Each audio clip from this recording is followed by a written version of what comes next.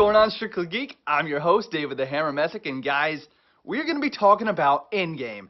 Endgame is the biggest movie of all time. It's going to be. It is going to beat you, Avatar. It is going to crush you. Anyways, the movie itself already made over $2 billion in 11 days. That is just crazy. It is shattering box office records. If you guys can't see, the movie has me pumped. I'm very excited. But today's video is going to be mainly about the MCU's trio. Endgame was literally closing the chapter from the past 22 films. It's the end of an era.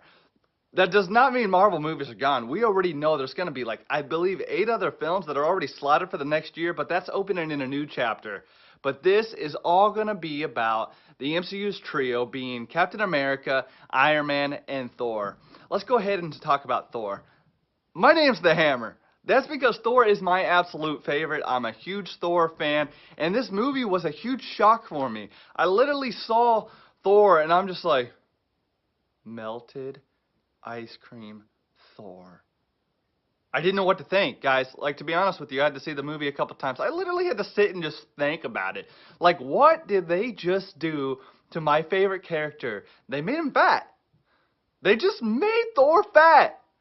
Okay, I love fat people, and I'm all about you embracing whatever side you want, but Thor, the god of thunder, it's not him.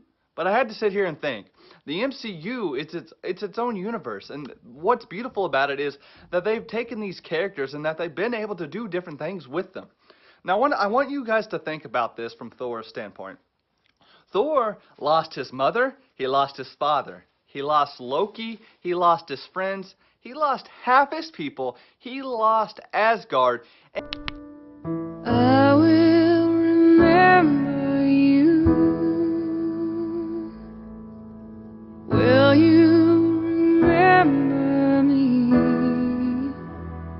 And when he did what he thought he needed to do was go to Nidavellir, create Stormbreaker. I hope I pronounced that right. Anyways, get Stormbreaker, was willing to die in order to stop Thanos, and he failed. The dude failed. He went for the chest because he wanted to gloat and tell Thanos, I told you I'd kill you for that. But guess what? He failed. Well, like Rocket Raccoon says in Infinity War, a lot of people failed. There's a lot of that going around lately. But it really hit the God of Thunder really hard. And he had to sit there and he had to ponder his thoughts on everything he lost. And when he thought he could have saved the universe, he put all that weight on his shoulder and he went into a depression.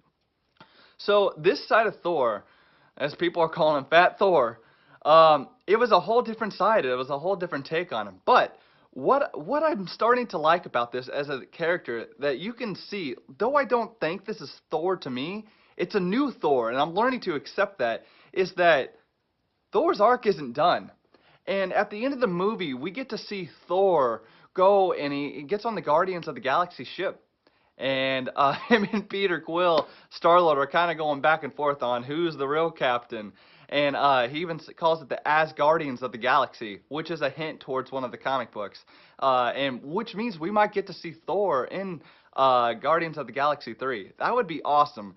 The reason that I'm okay with this Fat Thor arc is because Chris Hemsworth's time as Thor is not done in the MCU. He's not going out like that. But they created a whole new side to him to where we can see him come back from that. How he's going to come forward from that. And we even got the special reunion when he got to talk to his mom. She tried to talk some sense into him after it didn't work with Rocket.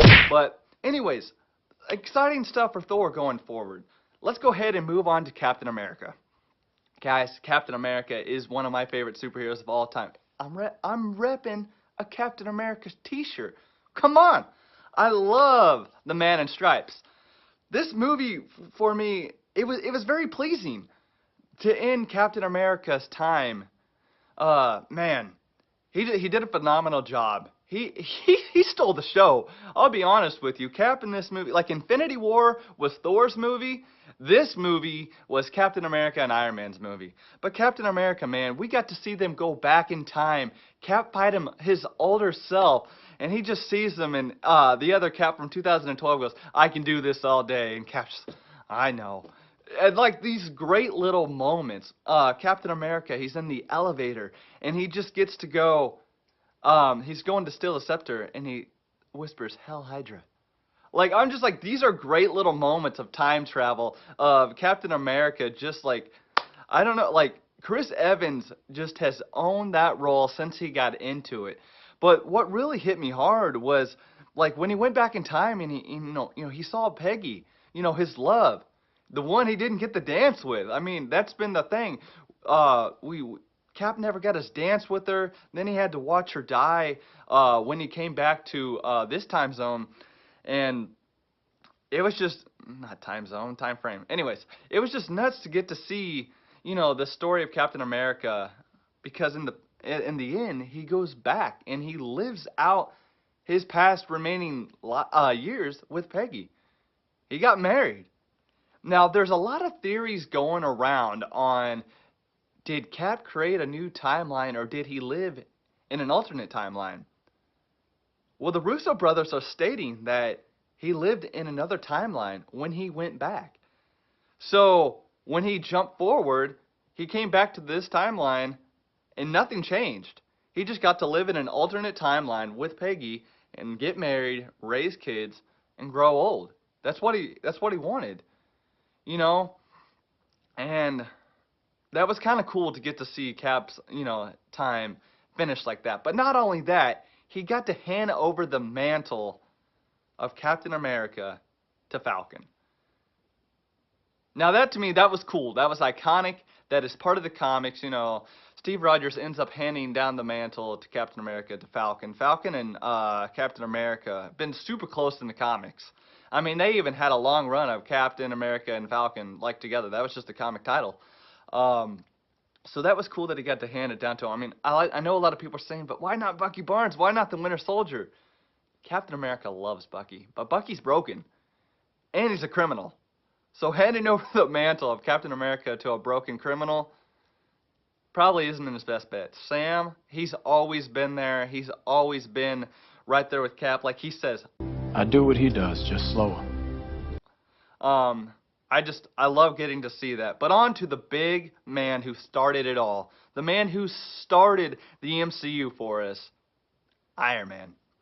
Just going to talk a little bit about Iron Man and what hasn't that man done for this industry? I mean, he took the MCU and he just made something so special with it. In Endgame, it starts off with, Tony's floating in space and we don't know if he's gonna make it. Him and Nebula, like he's injured, he has out of food, he runs out of water, he's trying to talk to Pepper and just letting her know that when he drifts off, it's gonna be her that he's thinking about. Captain Marvel ends up saving him, bringing him back. I'm not going to tell you every little thing that happens with Iron Man, but I am going to tell you like the special parts of Iron Man tries to move on.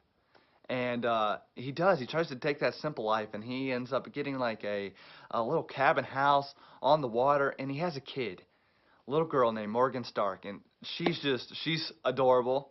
Like, I have to just say, she's adorable. One of the best lines and things that people are repeating is, Iron Man told her, "I love you a ton," and she repeated back, "I love you 3,000."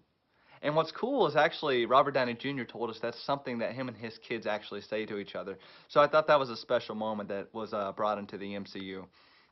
Now, Iron Man, he doesn't want to do anything. He just wants to live that life. He feels like he failed. He wants to forget about it, but he can't. It's not who he is. He ends up figuring out the time travel, and he embodies it. He brings the team back together, him and Cap, and they're just he gives Captain America that shield that Cap dropped off in Civil War when they were having their disagreement. And that was a special moment. All the fans wanted to see Iron Man and Captain America back on the screen together and being friends. So it was fantastic to get to see them working together, to get to see them being close. But man, let's go ahead and just talk about that ending. Iron Man, he's giving it everything he has. The whole did the snap, they brought people back, and Iron Man took the Infinity Stones, and he sacrificed himself. I could not think of in a better way to end Endgame than what we got. Literally, that last scene is the best thing that I've ever seen on screen in any comic book movie ever. Now, I'm not going to say Endgame is my favorite all-time superhero movie of all time. I will say I still think I like Infinity War a little better overall, but that last moment was so iconic. And in the comics, Iron Man is actually the first human to wield the Infinity Gauntlet. So it was so cool when he took those stones away from Thanos and his last line, I am Iron Man. Man, like, I don't know, that hit me hard. Getting to see Robert Downey Jr. just embody this role and willing to sacrifice his life in order to save everyone. Because if you guys remember back to Avengers 1, Captain America told Iron Man, I saw the footage, you're not the man to sacrifice. You're not the man. You're a showboater. You do this for yourself. And Iron Man ended up showing everybody that he was willing to sacrifice everything to save the day. And what else is cool about that, talking a little bit, we'll talk about Captain America just for a second, is that Iron Man told Captain America, there's nothing special about you. Everything about you came out of a bottle. Captain America, in the comics, has been worthy of wielding Mjolnir, Thor's hammer. And he proved that in this movie. Man, I can't, that last ending scene.